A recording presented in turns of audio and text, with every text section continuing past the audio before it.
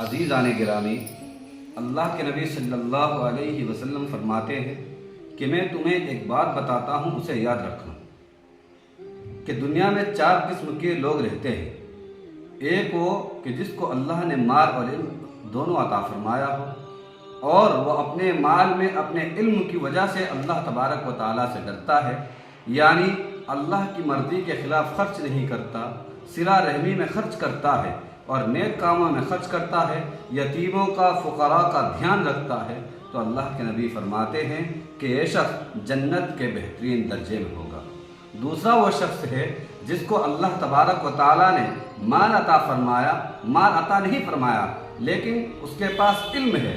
تو اپنے علم کی وجہ سے وہ یہ شخص تمنا کرتا ہے کہ اگر میرے پاس بھی فلاں جیسے پہلے شخص کی طرح مال ہوتا تو میں بھی نیک کاموں میں اس کو خرچ کرتا، اگر اس نے مسجد بنوائی تو میں بھی کوئی مسجد تعمیر کراتا، نیک کاموں میں خرچ کرتا، صلہ رحمی میں خرچ کرتا۔ تو یہ شخص صرف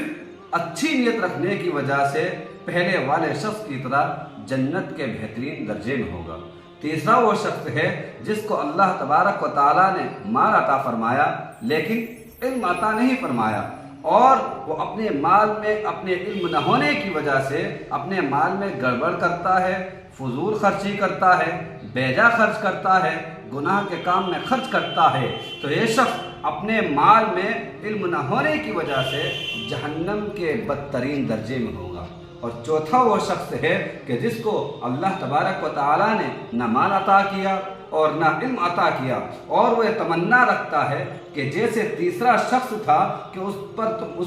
پر مال تو تھا لیکن علم نہ ہونے کی وجہ سے اس نے اپنے مال کو فضول خرچ کیا، بیجا خرچ کیا، گناہ کے کام میں خرچ کیا۔ اسی طرح یہ چوتھا شخص بھی غلط نیت رکھتا ہے، تو یہ شخص بھی تیسرے آدمی کے غلط نیت رکھنے کی وجہ سے جہنم کے بدترین درجے میں ہوگا۔ تو حضور فرماتے ہیں کہ اچھے یا برے عزم پر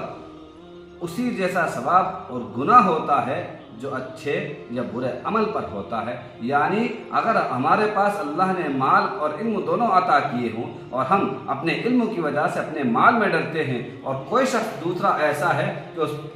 کے پاس مال نہیں ہے لیکن اللہ نے اس کو علم دیا اور وہ صرف یہ نیت رکھتا ہے، وہ تمنا کرتا ہے کہ کاش میرے پاس بھی دولت ہوتی تو میں بھی فلاں شخص کی طرح اچھے کاموں میں خرچ کرتا، کسی کی امداد کرتا، کوئی مسجد تعمیر کرتا، تو اچھی نیت رکھنے کی وجہ سے اللہ تبارک و تعالیٰ اس کو اسی جیسا اجر اور ثواب عطا فرماتے ہیں۔ اور ایک وہ شخص ہے جس کو اللہ نے مال تو دیا لیکن علم نہیں ہے، اور علم نہ ہونے کی وجہ سے وہ گناہوں کے کاموں میں خرچ کرتا ہے۔ اور چوتھا وہ شخص کہ اللہ نے اس کو بھی نہ مال دیا نہ علم دیا لیکن غلط نیت رکھنے کی وجہ سے وہ تمنا کرتا کہ اگر میرے پاس مال ہوتا تو میں اس کو گناہ کے کاموں میں خرچ کرتا، میں اس کو فضول کاموں میں خرچ کرتا، تو اس کی غلط نیت کی وجہ سے اللہ تبارک و تعالیٰ اسی کے جیسا اس کو گناہ عطا فرماتا۔